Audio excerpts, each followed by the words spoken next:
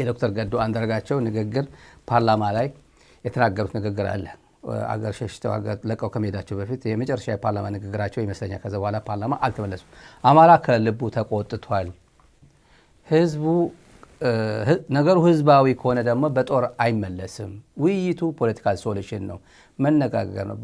በአስቸኳይ አማራ ክልል የገባው የፌዴራል ሰራዊት ወደ ካምፑ ይመለስ፣ ከህዝቡ ጋር መቅጠም አትችሉም፣ አትግጠሙ ብለው አባታዊ ምክር፣ ፖለቲካዊ ይዘት ያለው ምክር ከአንድ ፓርላሜንታሪያን አባል የሚጠበቅ ኃላፊነታቸው ተወጥተው ሄዷል። ይሄ በታሪክ እየተነገረ የሚቆይ ይሆናል። ወደ ዝርዝር ከመሄዳችን በቪዲዮም በምናምን አስደግፈን ከምናቀርበው ዛሬ ሁሌ እንደምንለው ከመሄዳችን በፊት የአቶ ገዱ ታሪካዊ ንግግር በሱ ብንጀምር መልካም ይመስለኛል። ተመልካቾች ከኛ ጋር ቆዩ። አሁን እየተካሄደ ያለው የአማራ ህዝብ የተቃውሞ እንቅስቃሴ እኔ የምወክለው ጥቂት ቡድን ወይ ጽንፈኛ ወይ ምናምን የለም። የምወክለው የአማራ ህዝብ ነው። የአማራ ህዝብ የተቃውሞ እንቅስቃሴ የተጠራቀመ ግፍና በደል የወለደው ቁጣ ነው። የአማራ ህዝብ ከምር ተቆጥቷል።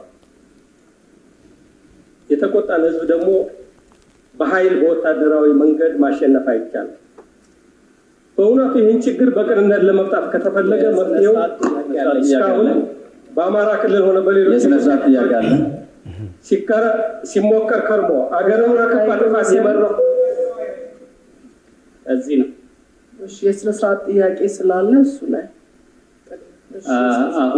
አሁን ከዚህ በፊት የተናገሩ የተከበሩ ምክር ቤት አባል ምክር ቤቱን እየወነጀሉ ስለሆነ እኛ ይሄንን አስቸኳይ አዋጅ በጽንፈኛው እንጂ በአማራ ህዝብ ላይ አይደለምና ይሄ መስተካከል አለበት። አመሰግናለሁ። ትክክል ነው። ማሳሰቢያውን ወስደው በዛ አግባብ ሀሳቡን ቢያጠቃልሉ አመሰግናለሁ። የተከበሩ አፈ ጉባኤ፣ ይህ ችግር አሁን በቅንነት ለመፍታት ከተፈለገ መፍትሄው እስካሁን በአማራ ክልልም ሆነ በሌሎች የኢትዮጵያ ክፍሎች ሲሞከር ከርሞ አገርን ወደ ከፋ ጥፋት የመራው ወታደራዊ ኃይል መጠቀም ሳይሆን ፖለቲካዊ ውይይት ነው የሚል እምነት አለ። እንግዲህ ተመልካቾች ይሄ በዚህ እንግባ አልሰሙም። ተመልካች አካሄድ አሁን የተናገሩት የምክር ቤት አባል እያሉ የሚናገሩት የፓርላማ ቄስ ሞገሴዎች ናቸው።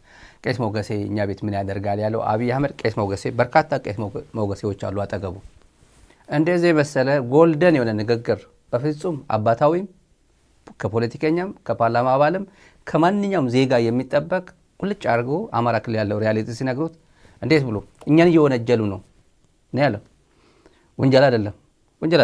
ዛሬ ወደ በኋላ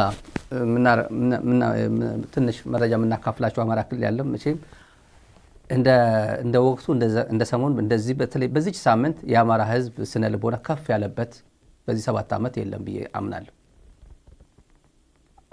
ለራሱ ኢንተረስት ሲል ማለት ነው። ለአብይ ኢንተረስት ሲል ወደ ትግራይ ጦርነት ሲዘምት ከፍ ያለባቸው ሊኖሩ ይችላሉ፣ ግን ለራሳቸው ኢንተረስት አልነበረም። እሱ ለአብይ ኢንተረስት የተገዙት ማለት ነው። በሚዲያ በኢሳት በብልጽግና በዛ ሰዓት የነበሩ ፊውቸራሎች የአብይ አህመድ ተላላኪዎች በእነሱ የአብን ወጣጤዎች አሁን የነ መርሻ ምናምን ማን የሚባለው ያ ሚኒስትሩ በለጠ አሁን ስለ አማራ ክልል መናገር አይችልም። ሌላ እነዚህ ሰዎች ናቸው። እንደ አብን እና እንደ ኢዜማ አማራ ህዝብን የካደ ፓርቲ በኢትዮጵያ ምድር ላይ የለም። አብን በአደን ይተካል፣ በወጣቶች የተገነባ ነው፣ ራዕይ ያላችሁ እየተባሉ የነበሩት እንዴት እንዳደረገው እዩት መጨረሻ ላይ። ሁሉም እያልኩኝ አይደለም። አሁንም ለአማራ ህዝብ ድምጽ የሚሆኑ አሉ፣ እነ ደሳለኝ አሉ ፓርላማ ውስጥ። ሁሉም እያልኩኝ አይደለም። በዚህ አጋጣሚ አሉ እንዲሁ በቃ ብልጭ ብለው አንዳንድ ነገሮች በቃ ፓርላማ ይዘጋ ነበር እኮ እነ ደሳለኝ ፓርላማ ውስጥ ባይኖሩ። አይ በቃ ምንም ከዚህ በፊት እነ ኦቦ እነ ቡልቻ ደመቅሳ፣ እነ ልደቱ አያሌው፣ ፕሮፌሰር መራራ ጉዲና፣ እነ ፕሮፌሰር በየነ ጴጥሮስ ሌሎች ምናምን በነበሩበት ጊዜ ከነመለስ ጋር የነበረው ነገር ሁሌ ቫይብራንት የሆነ ሁሌ በጉጉት የሚጠበቅ የመለስ ፓርላማ ሲገኝ ነበርና አሁን ምን ይጠይቃል ብሎ ትንሽ የሚጠየቀው ክርስቲያን ታስሯል። አሁን የቀረው እሱ ነው። እሱም ከቆየ በዚህ አካሄዱ ከቆየ ሰውየው እንዴት ብሎ ጥርስ እንደነከሰበት እያየ ስለሆነ ነው። አማራ ክልል አሁን ጦርነት ላይ ነው። ጦርነት ላይ ነው። ሙርከኛ እየታየ አይደለም። በዚህ አጋጣሚ ብዙ ሰው ስጋት ገብቶበታል። ዝም ብሎ ሰርፕራይዝ ሊያደርጉን ነው ወይ? ሰብሰብ አድርጎ ሰርፕራይዝ ሊያደርጉን ነው ወይ? ምን ተአምር ነው እየተፈጠረ ያለው? በጥረ ሰፊ የሆነ ውጊያ እየተካሄደ ነው። ይሄ ታውቃላችሁ። ግን ዲስፕሊኑ ለየት ያለ ዲስፕሊን እንደ ወትሮ ከዚህ በፊት ወደ ሚዲያ መጥቶ መናገር የለም። ቼን ኦፍ ኮማንዶ የጠበቀ ነው። በጣም ብዙ ሰው አሁን ሙሉ አወቃቀሩ ልክ በትግራይ በኩል ዝም ብሎ ሚዲያ መጥቶ ማንም አይለፈልፍም ነበር። የተወሰኑ ሰዎች ነው የሚመለከታቸው ሰዎች ነበር የሚናገሩት።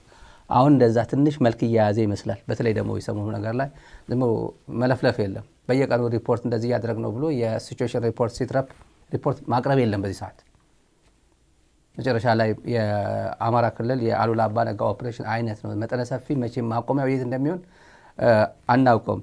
እንደዚህ ስለሆነ ፋኖ በትላንት ዘገባችን እንደተናገር ነው ኃላፊነት መውሰድ ይሄ ፋኖ እኮ ጠንክሮ እኔ እንደዚህ ያደረገኝ የማለት እንትን ማሳየት አይፈልግም። አብይ አህመድ ምንድነው ኃላፊነቱ? ለሶስተኛ ፓርቲ ሰርድ ፓርቲ ፍለጋ ማላካክ ነው የፈለገው። ከዛ ኃይል ነው እንጂ ቲዲኤፍን ማለት አልፈለገም። ያውቋል። ቲዲኤፍ እንደ ተቋም መወንጀል አልፈለገም። ህወሓት የሆነ ሐዋሳ የሚፈጸም ደምቢዶሎ የሚፈጸም ባህር ዳርም የሆነ ቦምብ ይፈንዳ የህወሓት እጅ አለበት የሚባልበት የድሮ ዘፈን አለ። ድሮ ሁሉም ጋር ህወሓት ነበር። ድሮ ያዘፈን የለም። እና ከዛ ምን መዝፈን ፈለጉ? ትንሽ የክሊፕ ከዛ ከዘፈኗ ትንሽ የክሊፕ መግቢያ የሚባል ሰው እንውሰደው ጀመሩ። የ5 ደቂቃ ክሊፕ ከነበረች 1 ደቂቃ እንውሰዳት እንደዚህ ክሊፕ መግቢያ ብለን፣ ምክንያቱም ሙሉ ከሆነ ይቸግረናል በሚል ነው። ቲፒኤልኤፍንም መወንጀል አልፈለጉም። አሁን ከቲፒኤልኤፍ የተወሰነ ይወነጀላል በቅርብ። እኔ ምን አለበሉ ታያላችሁ ወይ ከፋኖ ጋር ወይ ያው ጌታቸው የነገረናል አይደል? በሙሉ በጽፍ ጌታቸው የነገረን እኮ አለ። ጌታቸው አራዳ ጣጣ ካርዶቹን ምንም ሳይሱስ ምንም ሪዘርቭ ሳያደርግ ጣጣ አድርጓቸው ነው ሄደው። ከግብጽ ጋር ይገናኛሉ። ከፋኖ ጋር እንደሚገናኙ ማቆ ጀነራል አለ። ከኤርትራ ጋር እንደሚገናኙ ማቆ ጀነራል አለ። 2 እኔ መጥቀስ እችላለሁ። በሙሉ ተኩሶ ሄዷል። ለምን ታዲያ ነግሮታል? በቃ እነሱም ያውቃሉ ብሎ ለምን አይነግረንም? ለምን አይነግረንም?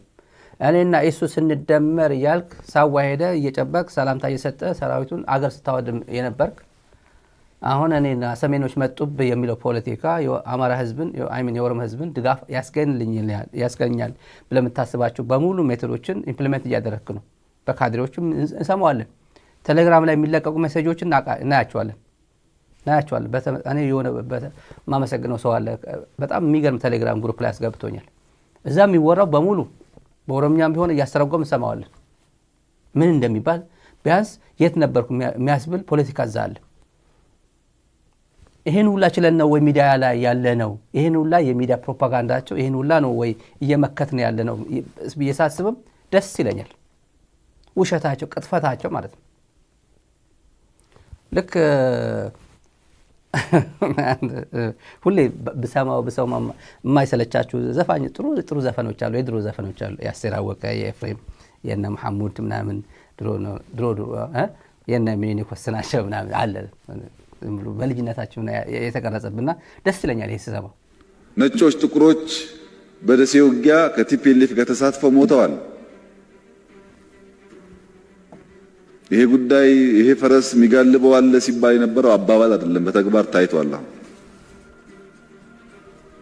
እኛ ካለን ቴክኖሎጂ በላይ ካለን አቅም በላይ ያላቸው ኃይሎች በቴክኖሎጂ በመረጃ ከፍተኛ ደረጃ ድጋፍ ያደርጋሉ።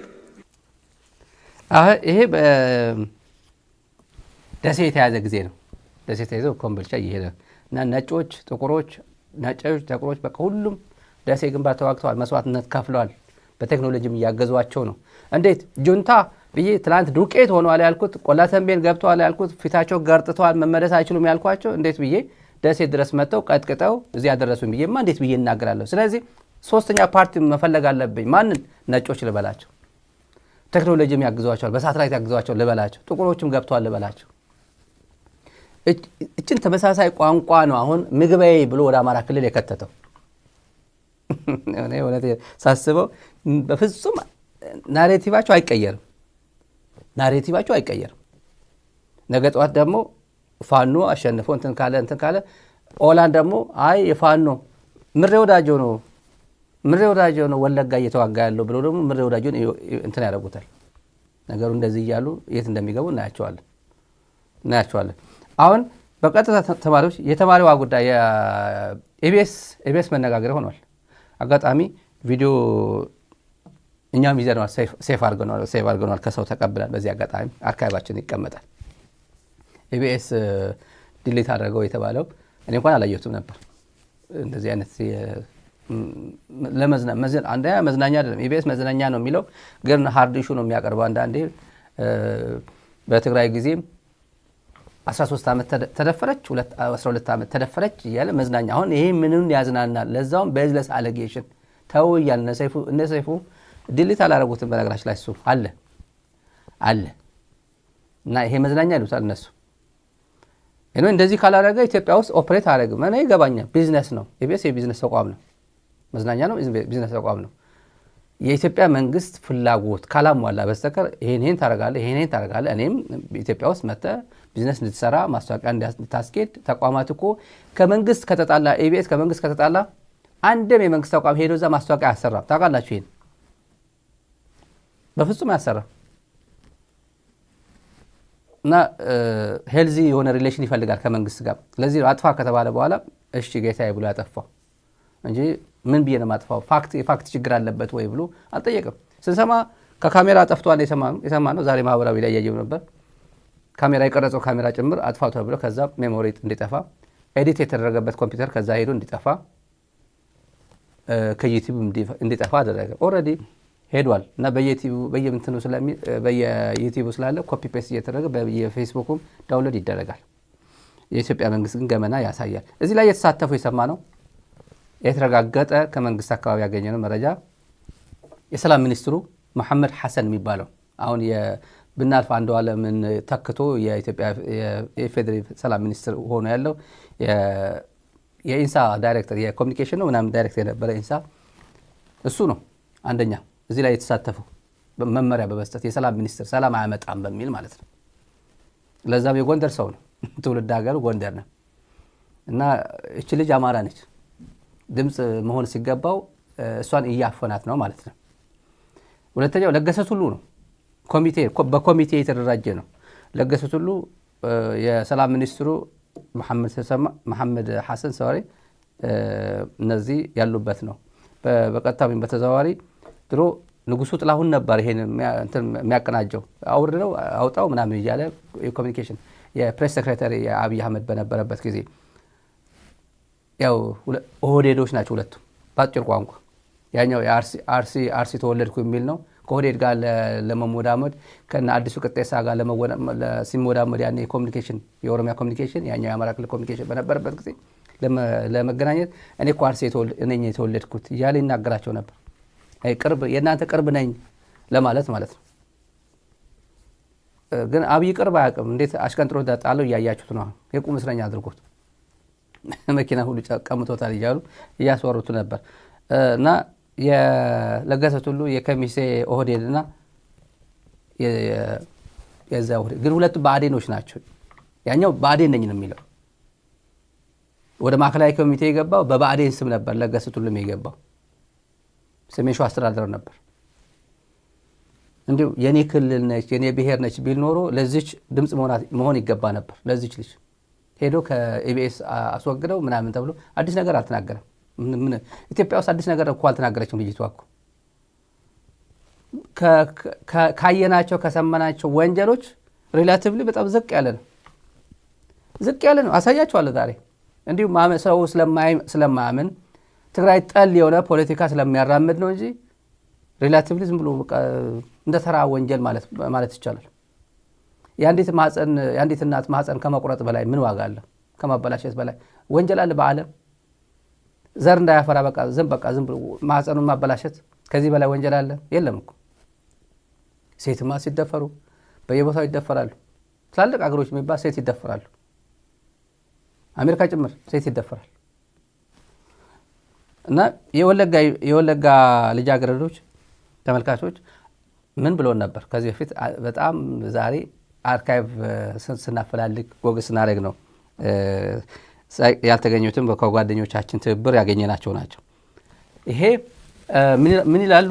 ከደምቢ ዶሎ ዩኒቨርሲቲ የታገቱ ተማሪዎች ነገ ማለት በሐሰት ተማሪዎች ነን በማለት በሐሰት ህብረተሰቡን አደናግረዋል የተባሉ 2 ተጠርጣሪዎች ፍርድ ቤት ቀረቡ። ተመልከቱ፣ የደምቢ ዶሎ ዩኒቨርሲቲ ነው። ከደምቢ ዶሎ ዩኒቨርሲቲ የታገቱ ተማሪዎች ነን በማለት በሐሰት ህብረተሰቡን አደናግረዋል የተባሉ ወደ ፍርድ ቤት ቀረቡ። ይሄ ከባድ ሆኗል።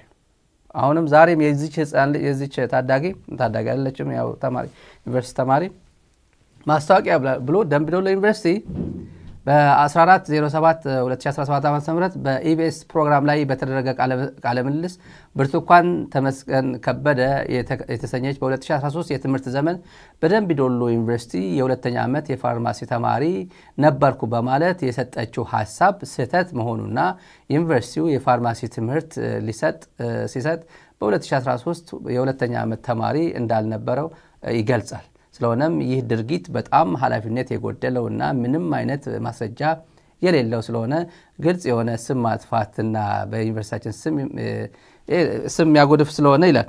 ይሄ እዚህ ላይ ተመልካቾች ተናግራለች ወይ? ኮሜንት ላይ ሰምታችሁ ከሆነ ኮሜንት ላይ እንትን አድርጎልኝ። እዚህ ላይ ተናግራለች ወይ? እኔ ደምቢ ዶሎ ዩኒቨርሲቲ ጀዋርም ፌስቡክ ላይ ዛሬ ቅድም ገብቼ እያየው ነበር። ተናግራለች ወይ እንደዚህ ብሎ ምንም ስሙ አልተጠቀሰም። ደምቢ ዶሎ ዩኒቨርሲቲ ምናምን ዩኒቨርሲቲ ግን ይታወቃል። ስለ የትኛው ታሪክ እያወሩ እንዳለ ታውቋል። ስለ 17ቱ የዩኒቨርሲቲ ተማሪዎች የአንድ ማን ነበር ይሄ ንጉሱ የሚባለው ይሄ ሰውዬ ማለት ነው። ይህን እናስታውሰዋለን። ንጉሱ በዛ ሰዓት በሰላሙ ጊዜ ወፍራም ነበር። በዛ ሰዓት የታገቱት የዩኒቨርሲቲ ተማሪዎች ጉዳይ ከፍተኛ ሴራ ያለበት ውስብስብና ብዙ ተዋንያን የተሳተፉበት እንደሆነ መንግስት ማረጋገጡን አስታወቀ ይላል። ተሳታፊዎቹ ብዙ ናቸው፣ ከፍተኛ ሴራ ያለበት ነው እና ብዙ ተዋንያን ያሉበት ነው፣ መንግስትም ደርሼበታለሁ ነው የሚለው። እዚህ ላይ እንግዲህ ልጅቷ አልተናገረችም። እኔ እስከሰማው ድረስ ወይ የሆነ አምልጦኝ ማለት ነው። ሰምቼዋለሁ ዝም የሙሉን ግን ካላመለጠኝ በስተቀር ደምቢ ዶሎ ዩኒቨርሲቲ ነው ብላ ዩኒቨርሲቲው ስም አልተጠቀሰም። ኢቢኤስም ወይ በአዘጋጆቹ አልተጠቀሰም ወይ በልጅቷ አልተጠቀሰም። ከተሳሳትኩኝ ታርሙኛላችሁ ተመልካቾች፣ ዩቲዩብ ላይ ያላችሁ ጠቅሰዋለች ወይ ምናምን ከሰማችሁ ማለት ነው ላለማደናገር።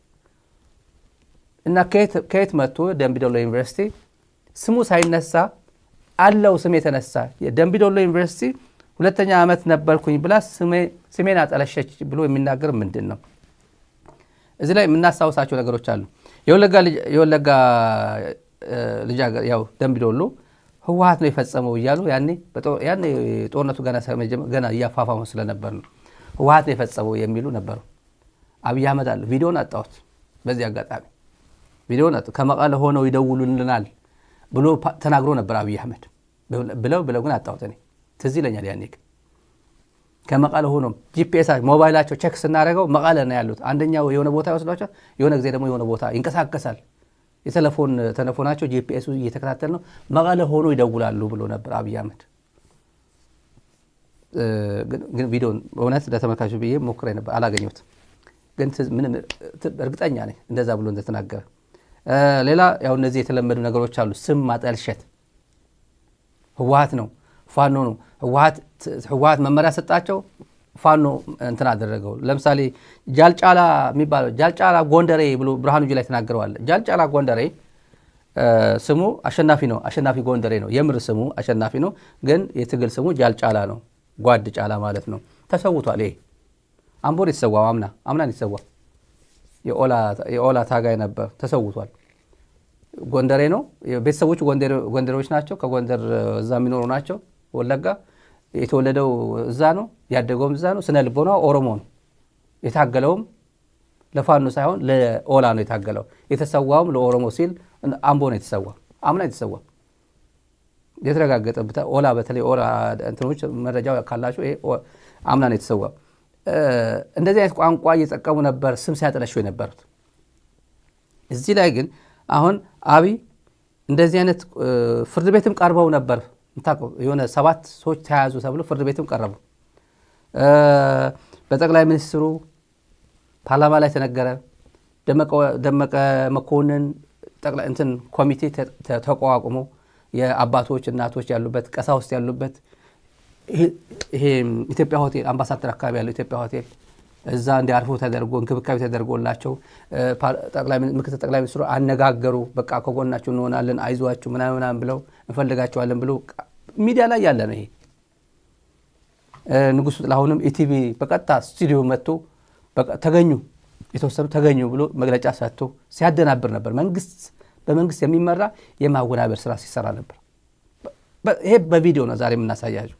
እና ያ ዘመን የመዓዛ አሸናፊ ዘመን ነበር። የመዓዛ አሸናፊ ዘመን ነበር። መዓዛ መሐመድ ያኔ ጋዜጠኛ መዓዛ መሐመድ እዚህ አሜሪካ መታ የተሸለመችበት ይሄ ጉዳይ አንዱ ይመስለኛል። መዓዛ አሸናፊ ፌል አድርጋ መዓዛ መሐመድ የነገሰችበት ወቅት ነው የነዚህ ልጆች ጉዳይ። እኔ አልረሳውም። ያ ዘመን አልረሳውም። መዓዛ አሸናፊ ፊልም ሰራው፣ ስለ ተደፈሩ ሴቶች ሰራው ምናምን እያለች በኢህአዴግ ጊዜ ስትቀፍል የነበረች ሴትዮ ነች። ቀፍላ በደንብ አድርጋ ትልቁ የኢትዮጵያ የፍትህ ማማ ላይ ተቀምጣ ኃላፊነት መወጣት ሲገባ በፍጹም ስለዚህ ጉዳይ ሳታወራ ሄደች እና እንቀጥል ስለዚህ አሳዛኝ ጉዳይ ስለ ልጅቷ ማለት ነው። ምን አለች? ወጣሁኝና የሆነ ይሮራጣሉ ማለት ነው ሰዎቹ። ስንሄድ በቃ ኧረ እንደዚህ ተኩስ የተነሳ ለምን ትሄዳላችሁ? በቃ በዚህ ሂዱ ነው በዚህና እንትን በሉ እዚያ ካገቡ ነው ሲሉን እኛ በሰዓቱ ተኛን ተቆርቁሮ ነው የመሰለን። እኛ እንደዚህ ለማትረፍ ነው ብለን ተንደርድረን ራሳቸው መኪና ገባል። የነሱ መኪና ምን እንደሆነ ረብሻ የሚፈጥሩ ሰዎች በመጡበት መኪና ከፍት ነው ከኋላ 1 አመት ከ6 ወር ነው እዚያ የቆየነው ጫካ ውስጥ ምንም ነገር ሳይፈጠር። አመት ከ6 ወር ምን ነበር የሚሏችሁ? ትጥቅ ነው ልንቀየራችሁ ነው ትታጠቃላችሁ፣ አለበለዚያ ያሰብነው አለ እሱ እንሰራለን አብረን ምን ይሆናል እያሉ። የት ነበርስ የምታድሩት? እዚህ ውጭ ላይ ብዙ ጊዜ ዛፍ ነበር እንዲተከልል ተነመለ ነበር። እዛ በምትሆኑበት ጊዜ በተለይ ለሴቶች አስቸጋሪ ሁኔታ የንጽህና መጠበቂያ ማግኘት ነው። ያንንስ እንዴት ነበር የምታሳልፉት? የምን ንጽህና መጠበቂያ ነው? በቃ ዝም ብለን ስናክ ነበር የምንውለው። ከ1 አመት ከ6 ወር በኋላ ምንድነው የተፈጠረው? መጨረሻችን ላይ ሰልፍ አሳለፉን። እርቃናችንን አውልቀው ልብሳችንን ካወለቁ በኋላ ሰልፍ አስያዙ። እኔ አጋጣሚ ከአምስተኛ አካባቢ ላይ ነበርኩ። ግንኙነት ከተደረገ በኋላ እንዴት ሲጨቀጭቁ ራሱ በፌሮ ሲወጉ አላስታውስም። ደንዝዟል ሰውነት።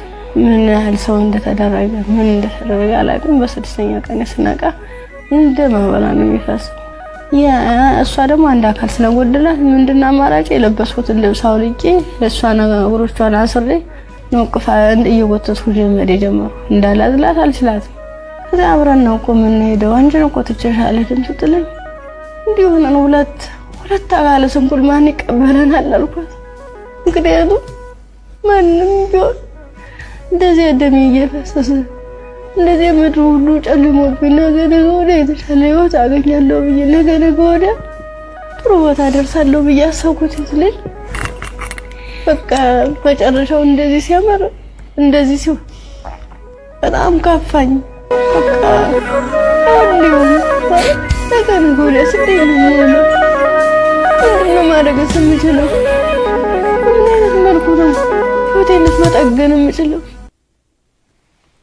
ተመልካቾች ቁጭት የሚፈጥረው ከውስጣችሁ የሚያሳዝን ነገር ሲያጋጥም የዚች ልጅ ታሪክ የሚሊዮኖች ታሪክ ነው። ኢትዮጵያ ውስጥ ትግራይ ውስጥ የ120 ሺህ ሴቶች ተደፈሩ ሲባል ተመሳሳይ ፍጻሜ ነው። 120 ሺህ በየቤታቸው ታሪክ ቢሰራ ኢቢኤስ እየሄደ አስገራሚ እጅግ አሳዛኝ አስገራሚ ዶክመንተሪዎች መስራት ይችላል። እንደዚህ ወጣ ብሎ ቢሰራ